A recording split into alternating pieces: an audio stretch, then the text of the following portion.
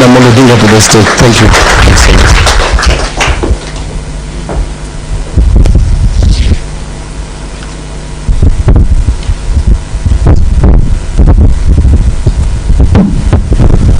You may be seated.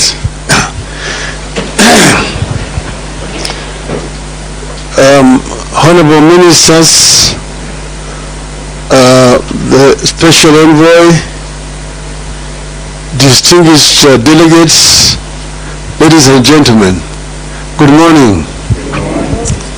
Yes, I want to say that I'm very delighted to have been invited to come here. But I don't know why I was invited.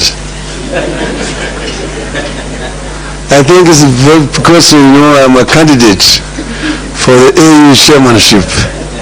And somebody just decided that probably this is a good platform for me to come and share with you people some of my ideas about this issue of climate change. But I'm happy to see an array of delegates who have come from different parts of the continent to our country, Kenya. As you know, they say that this is the cradle of mankind. They say that the oldest species of humanoid, the Turkana boy, found here in Kenya. So I just want to say welcome back home.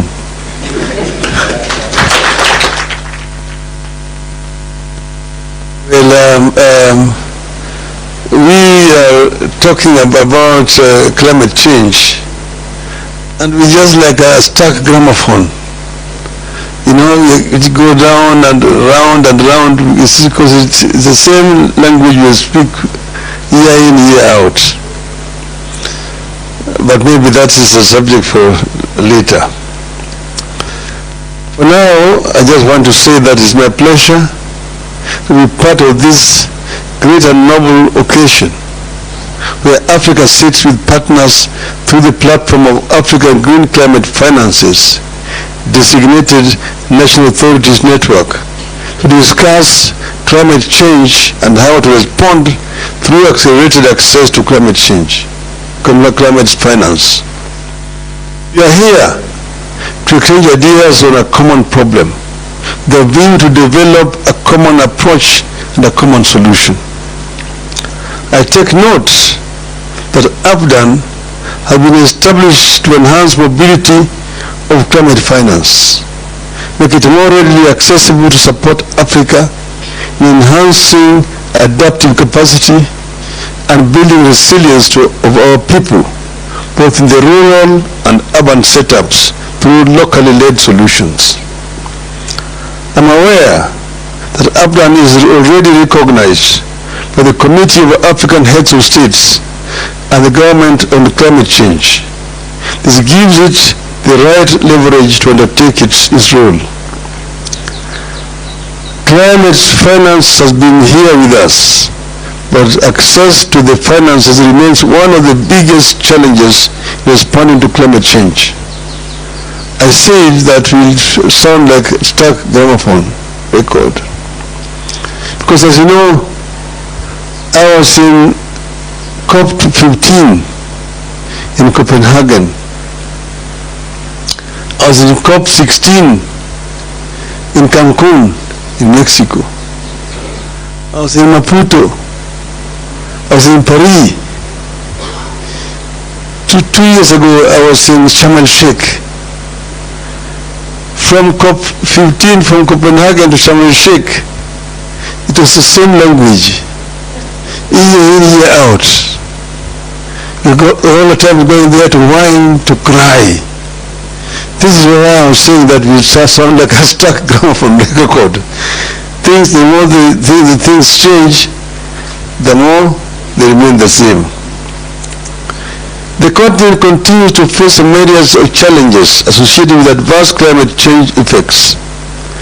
Consequently, the vulnerable segments of our population, particularly the poor in both rural and urban communities, continue to bear the brunt of climate change. As already been said here, that Africa is a victim, not the offender in this exercise. Africa's emissions is negligible compared to what we are going through globally. Yet you can see that today Africa lives between two twin disasters here. Floods and drought. Year in, year out. This year, this country suffered very severe floods.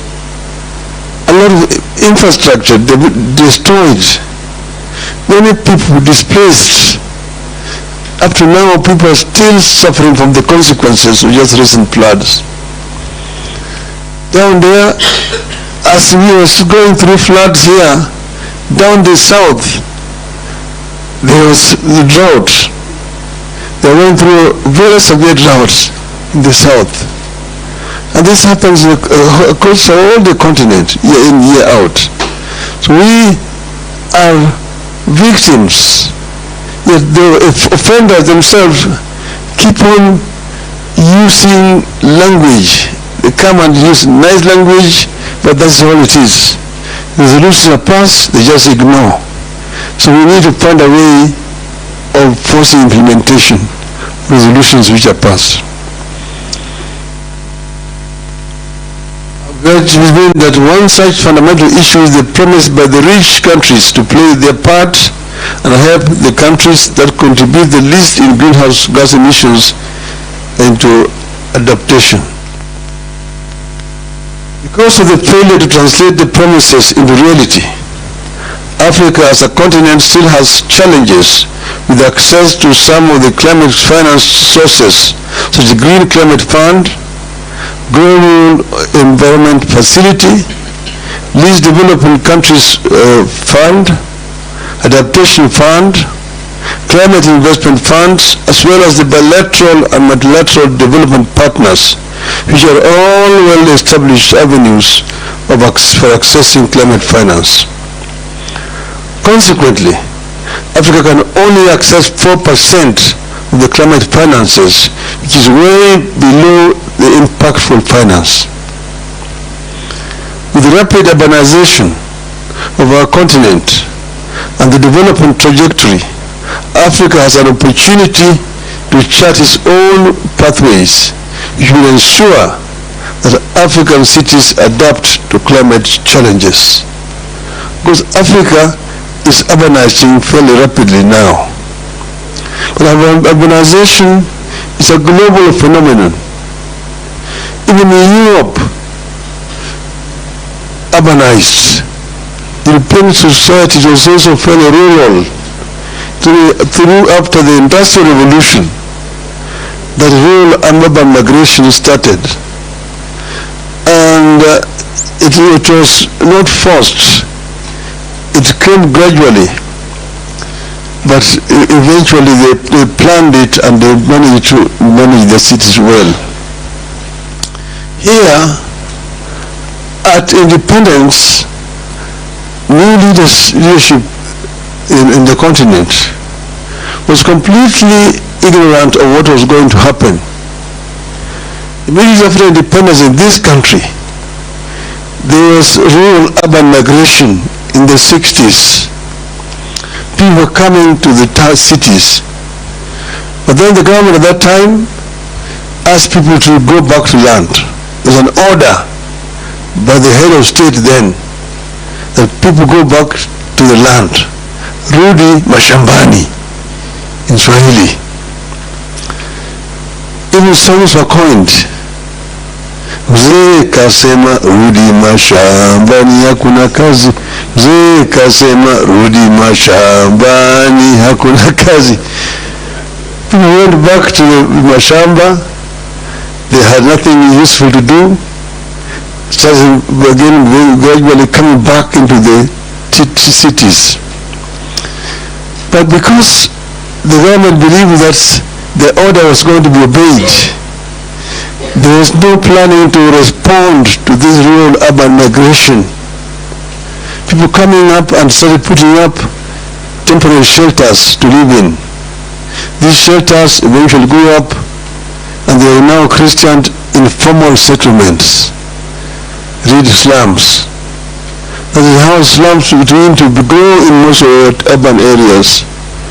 Today, as we sit here, over 60% of the population you see on the streets there in Nairobi, those who are not Kenyans, live in slums today.